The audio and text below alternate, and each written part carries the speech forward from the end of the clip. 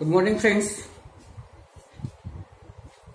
मित्रांनो, काल आपण व्होकॅब्युलरी सेक्शनमधलं प्रिफिक्स याच्याबद्दलची माहिती घेतली होती. आज आपण दुसरा जो प्रकार आहे सफिक्स याच्याबद्दल माहिती घेणार आहोत. आता सफिक्स म्हणजे काय, थोडक्यात की एखाद्या शब्दाला लागून येणारा शब्द त्याला म्हणतात सफिक्स. थोडक्यात वर्क हा शब्द आहे आणि याला लागून येणारा शब्द आहे वर्कर. तर हा जो ER आहे हा काय आहे, सफिक्स आहे. आणि वर्क हा फक्त बेस वर्ड आहे. काय आहे, बेस वर्ड. तर याला म्हणतात सफिक्स. ओके मित्रांनो, किंवा आपण त्याला मराठीत प्रत्यय. तर आपल्या इंग्रजी भाषेमध्ये असे भरपूर सफिक्स आणि प्रिफिक्स आहेत. त्यांचा आपण वन बाय वन अभ्यास करू, त्याच्यावर आपण फोकस करू. ओके माय फ्रेंड्स. तर मित्रांनो, सफिक्स जर व्याकरण दृष्ट्या विचार केला तर दोन प्रकारचे आहेत. एक आहे ग्रॅमॅटिकल सफिक्स.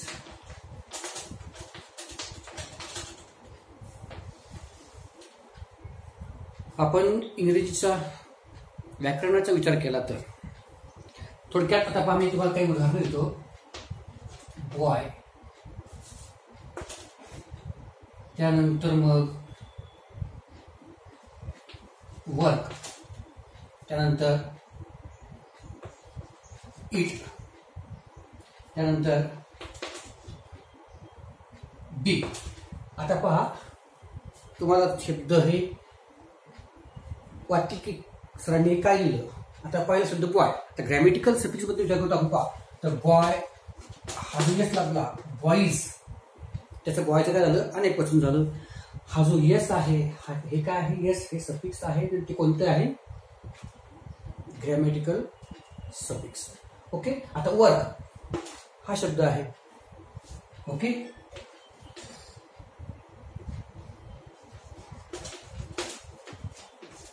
वर्किंग. आता फोर जे आहे क्रियापदाचं चौथं रूप, त्याला ING लागतो प्रत्येकाला. तर हे जे ING आहे हे काय, ग्रॅमॅटिकल सफिक्स आहे. त्यानंतर इट.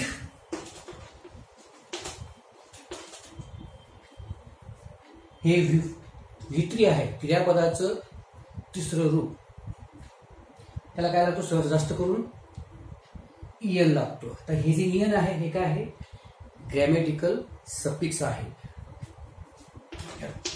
पुढचं आहे बिगर. हे जे ER आहे या ठिकाणी हे सुद्धा काय आहे, डिग्रीमध्ये याचा वापर केला जातो. हे सुद्धा काय आहे, ग्रॅमॅटिकल सफिक्स आहे.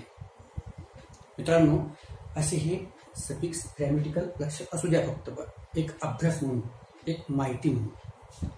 त्यानंतर आपण नॉन ग्रॅमॅटिकल सफिक्स जे आहेत त्यांचा वन बाय वन अभ्यास करणार आहोत. थोडक्यात आपण काल जसं केलं IOUS किंवा OUS हे सफिक्स कोणते आहेत ते पाहू, किंवा मग AG किंवा AL या शब्दाद्वारे, किंवा वाईज. आता IOUS च थोडक्यात सफिक्स कोणते पाहता, हा शब्द आहे रिलिजनचं रिलिजियस, OUS, किंवा IOUS काय आलं, रिलिजियस हे काय आलं, सफिक्स. किंवा रेडिक्युलस,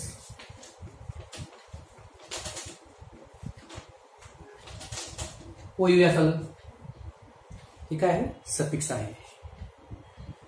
त्यानंतर मित्रांनो एस, थोडक्यात ऑर्फेंज,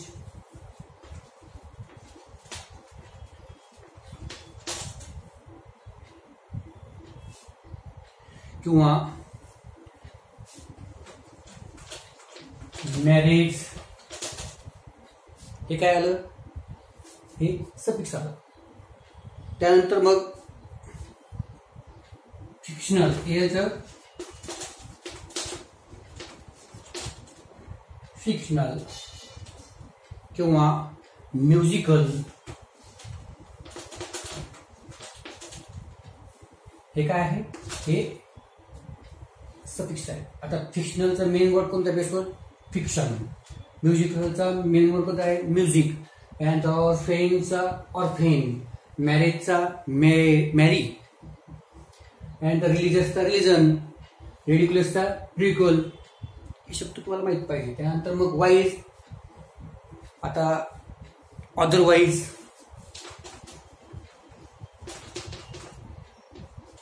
किंवा आपण म्हणू लाईकवाईज, हे काय आहेत, हे सफिक्स आहेत. मेन वर्ड कोणता आहे, अदर, लाईक. अशा प्रकारचे हे सफिक्स आपण आता वन बाय वन पाहणार आहोत. मित्रांनो, हे नोट डाऊन करून घ्या, कारण मी तुम्हाला काल बोललो होतो की तुमच्या नोटबुकमध्ये एक लेसन आहे किंवा एक पॅसेज घ्या आणि त्या ठिकाणचे ते प्रिफिक्स फाइंड आउट करा. तसंच तुम्हाला आज सुद्धा मी तुम्हाला सांगेन की त्या पॅसेजमधून सफिक्स फाइंड आउट करा. पुढचे आहे ITY किंवा TY असलेले सफिक्स, MENT असलेले सफिक्स, किंवा नेस असलेले सफिक्स, किंवा शिप. आता पहा, ITY व्हॅलिडिटी किंवा सिक्युरिटी,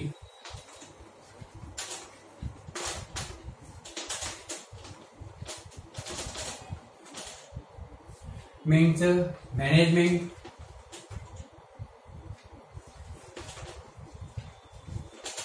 ॲग्रीमेंट, नेसचं रफनेस किंवा सॅडनेस, शिपचं फ्रेंडशिप किंवा हार्डशिप.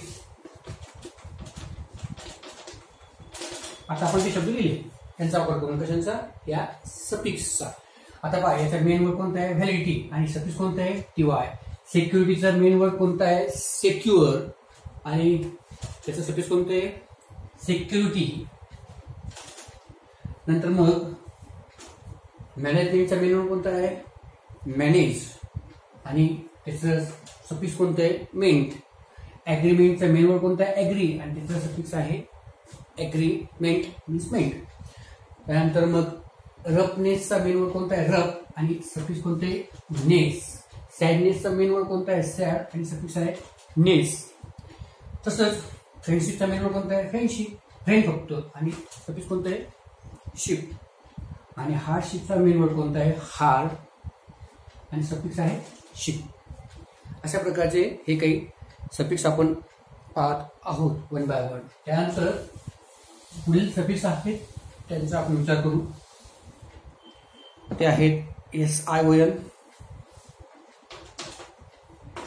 नंतर FUL,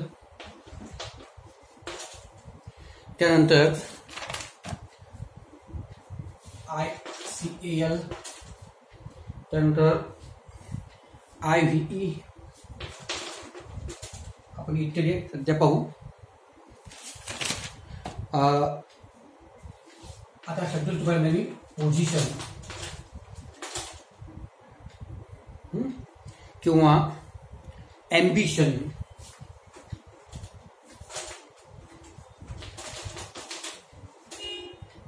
फुलचं थोडक्यात हँडफुल,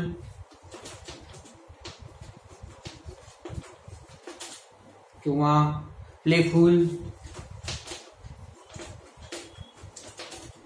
असे शब्द आहेत.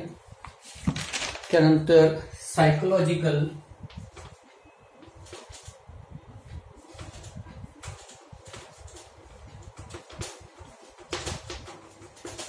किंवा फिलॉसॉफिकल,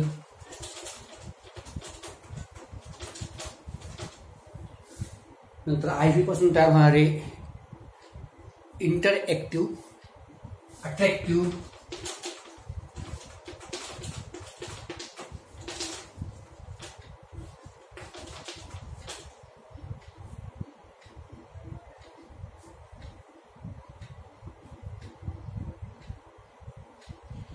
आता या ठिकाणी आपण पोझिशनच्या ION हे काय आहे, सफिक्स आहे. इथं पण ॲम्बिशन्स TION किंवा ION हे सफिक्स आहे. हँडफुलचं फुल, प्लेफुलचं फुल, FUL, मॅजिकलचं CAL, फिलॉसॉफीचं CAL. त्या ठिकाणी अट्रॅक्टिव्ह म्हणजे IVE हे काय आहे, सफिक्स आहे. त्यानंतर इंटरएक्टिव्हचं IVE हे सुद्धा काय आहे, सफिक्स आहे मित्रांनो. अशा प्रकारचे हे सफिक्स आपण आपल्या इंग्रजी भाषेमध्ये पाहतो. त्यानंतर काही अजून बाकी आहे त्यांच्याबद्दल आपण फोकस करू. ते राहिले LESS, नंतर LY. जास्त करून आपण ॲडव्हर्ब पाहतो LY लावलेले, बरोबर आहे ना, क्रियाविशेषण. त्यानंतर वार्ड, नंतर ER, त्यानंतर एबल. लेस म्हणजे नकार दाखवणारं, ते थोडक्यात negative. Meaningless,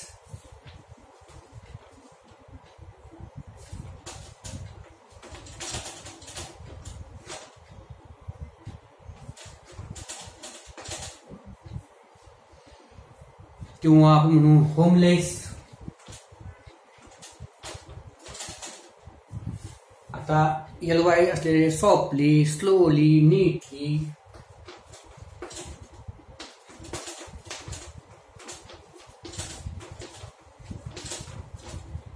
words afterward, backward.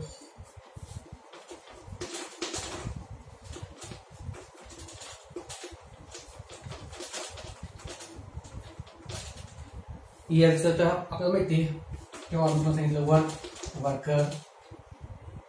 प्लेचं player, सिंगचं सिंगर. आणि एबलचं थोडक्यात आपण म्हणू dependable.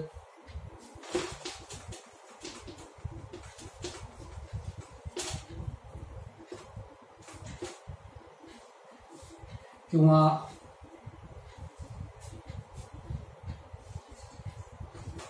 राउंडेबल.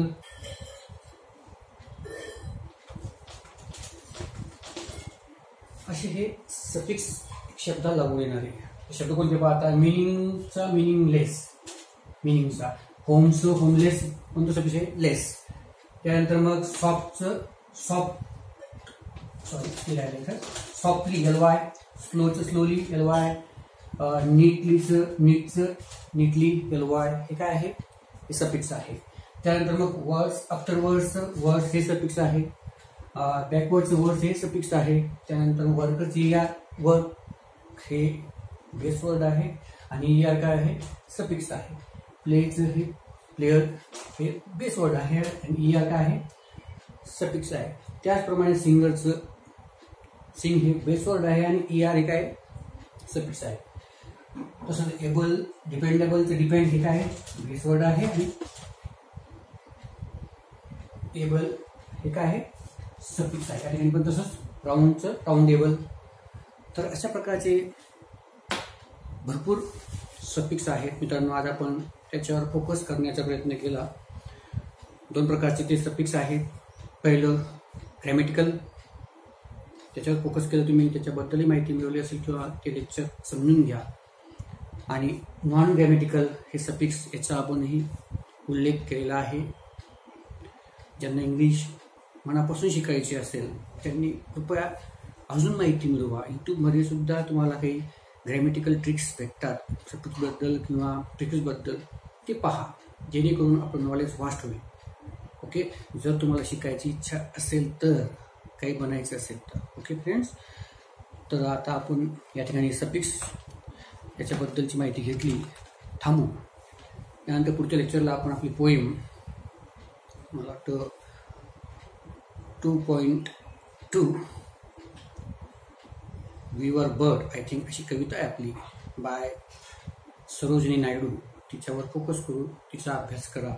Okay, all the best.